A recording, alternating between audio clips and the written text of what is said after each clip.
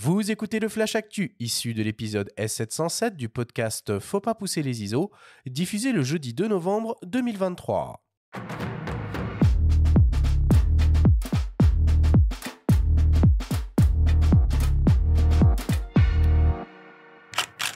Cette semaine, dans le Flash Actu, Leica innove avec une nouvelle fonctionnalité encore jamais vue. DJI lance la 3e génération de sa mini-caméra tout en un et Paris Photo est de retour dans quelques jours.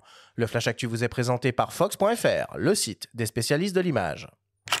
On n'arrête plus Leica. Après l'annonce de 2 nouvelles optiques à destination de son système hybride SL 24-36 mm la semaine dernière, voilà aujourd'hui que le constructeur annonce un nouveau boîtier et pas des moindres. Il s'agit d'une déclinaison de son célèbre boîtier télémétrique numérique 24-36 mm, le M11 en version P pour professionnel.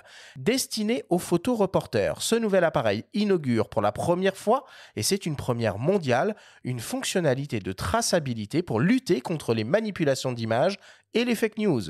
Le boîtier enregistre simultanément avec chaque photo des métadonnées de traçabilité avec un marquage numérique en conformité avec la norme industrielle open source CAI pour Content Authenticity Initiative qui suit la vie du fichier image depuis la prise de vue jusqu'en post-production. On retrouve donc les informations comme les noms, dates, modifications et logiciels utilisés pour connaître l'origine du fichier et ses manipulations éventuelles. Le marquage peut être aussi vérifié à tout moment sur une base de données en libre accès. Outre cette nouvelle fonctionnalité, le Leica M11P se voit doté de quelques modifications esthétiques par rapport au M11 traditionnel, un écran arrière en cristal de saphir et une mémoire interne de 256 Go. Le nouveau Leica M11P est décliné en noir et argent et proposé au prix de 8 950 €.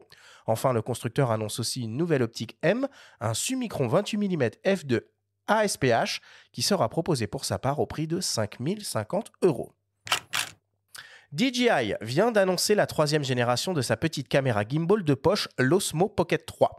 Au programme, des nouveautés, beaucoup de choses, à commencer par un tout nouveau capteur CMOS au format 1 pouce de 12 millions de pixels associé à une optique grand angle équivalent 20 mm f2. La caméra peut monter jusqu'au 4K 60p et même 120p en slow motion.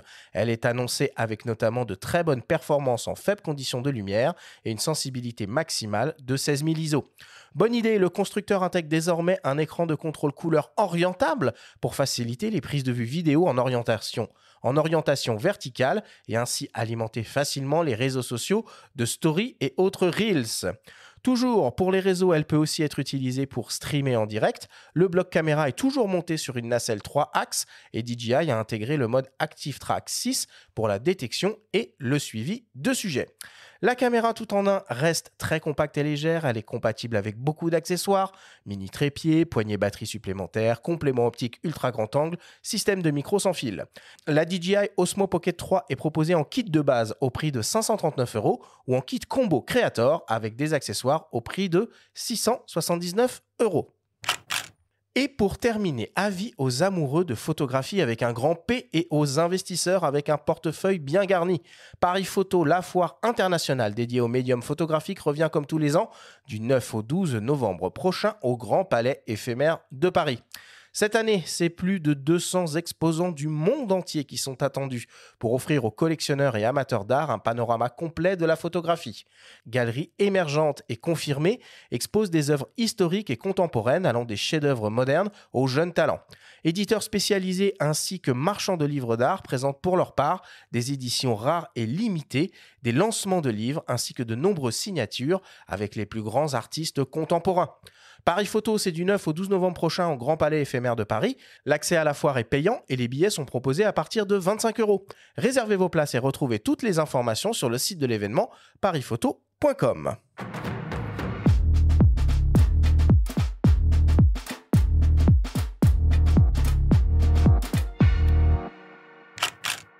Voilà pour l'actualité cette semaine. C'est très intéressant cette nouvelle fonctionnalité de traçabilité que vient d'implémenter Leica.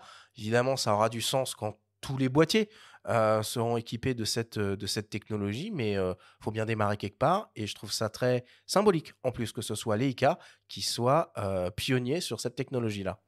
Oui, il faudra voir comment ça marche dans les faits. Est-ce que c'est valable pour les RAW, les JPEG, tout type de fichiers? Comment on peut vérifier la traçabilité exactement? Parce qu'on peut effacer les données EXIF très facilement quand même, hein, sur un fichier. On va pas vous l'apprendre, surtout à vous deux, toi Patrick. Donc il faudrait voir comment ça fonctionne. En tout cas, ce boîtier a l'air magnifique. Bon, en plus, quand il retire le petit logo en façade, c'est toujours encore plus magnifique. C'est très classe. Ça reste très cher, trop cher pour la plupart des gens, et notamment des reporters à qui s'adresse en priorité ce type de fonction, du coup, puisque c'est eux qui sont principalement concernés quand ils veulent participer à des concours ou soumettre leurs images à des médias dans l'urgence. C'est là que la traçabilité va être importante. Mais tu as raison, félicitons Leica d'initier ça, ça va plutôt dans la bonne direction. Patrick, tu m'as dit que tu avais en test en ce moment la nouvelle DJI Osmo Pocket 3. Est-ce que tu peux nous faire un premier retour sur nouveau produit qui est quand même assez cool, moi, je trouve, dans le concept, dans l'approche et dans le format surtout. Alors, chacun a sa notion du cool, mais c'est vrai que... Non, mais honnêtement, c'est vrai que c'est une petite... Moi, je connais bien les produits DJI maintenant. Ça fait un moment que je les teste. J'ai vu évoluer ce concept, justement, de petite pocket caméra.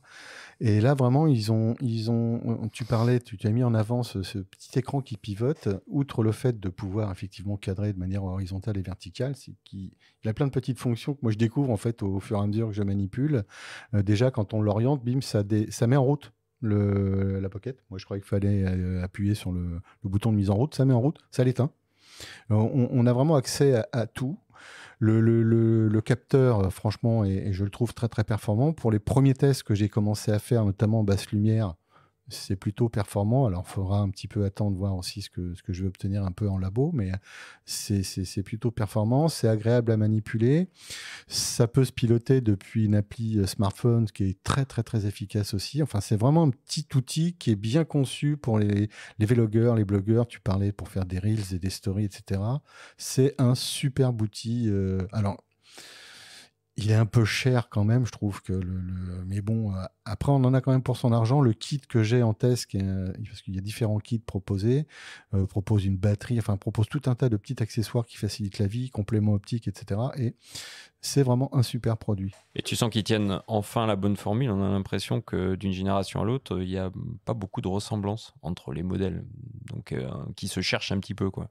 Bah, je pense que ce type de produit, c'est un peu comme les action cam en fait quand on regarde. Alors, si on se fie justement un peu aux action cam, on les voit évoluer. Action cam type les GoPro, hein. Et donc c'est l'Osmo Action chez DJI. On voit que ce sont des petites fonctionnalités qui évoluent. C'est surtout aussi sur la partie traitement, la partie logicielle, les suivis qui évoluent, qui sont de plus en plus efficaces. Alors, évidemment, le traitement d'image et la stabilisation. Les stabilisations sont remarquables. Sur l'Osmo Pocket, là, on a une stab, c'est une stabilisation 3 axes. C'est une petite motorisation. Elle est vraiment diablement efficace. Moi, je me suis amusé un petit peu à secouer. Alors, pas comme une brute, évidemment, parce qu'il y a des limites, mais quand on marche, qu'on bouge un petit peu, etc., c'est étonnant, quoi. Et donc, mieux ça que prendre une poignée pour utiliser son smartphone? Après, je pense qu'il va y avoir différentes écoles. Je pense que c'est moins un smartphone prend de la place.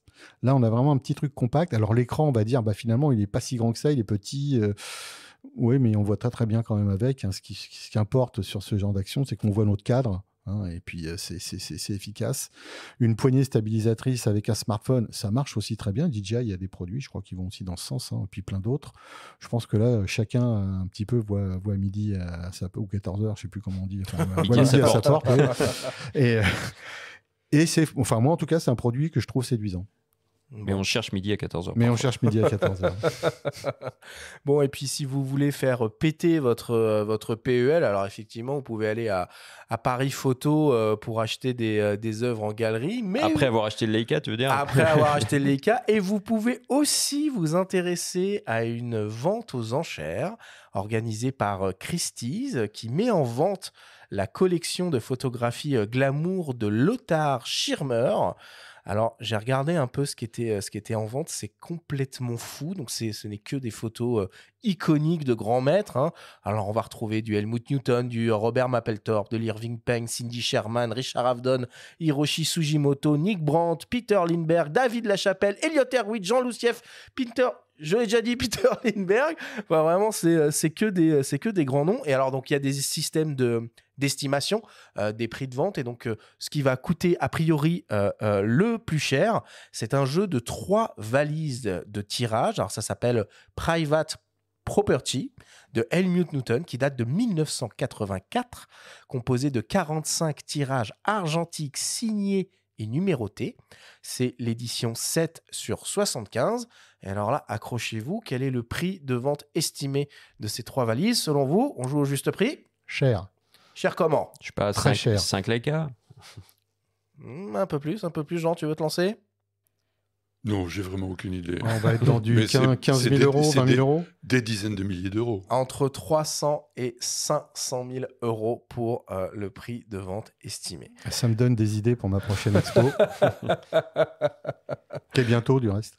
Et puis, parmi les autres actualités de la semaine, je voulais juste aussi évoquer Pixie, hein, ce constructeur d'appareils photo français, numérique, télémétrique, qui fait, une fois de plus, évoluer son boîtier et lance le Pixie Plus, qui intègre donc un nouveau viseur télémétrique dit étendu pour améliorer la précision de mise au point avec des objectifs très lumineux jusqu'à une ouverture de f1. On retrouve aussi un nouveau système d'oculaire magnétique avec différentes corrections d'optique et un grossissement de 1,25 fois, un nouveau firmware, une nouvelle version de l'application mobile, tout ça pour un prix beaucoup plus abordable que le M11P, puisqu'il faut compter 3 239 € pour le Pixie Plus, qui lui, je vous le rappelle, utilise un capteur APS-C BSI CMOS de 26 millions de pixels. Ça fait cher la PSC quand même. Bon, Ça fait c'est cher français. la PSC, mais c'est français.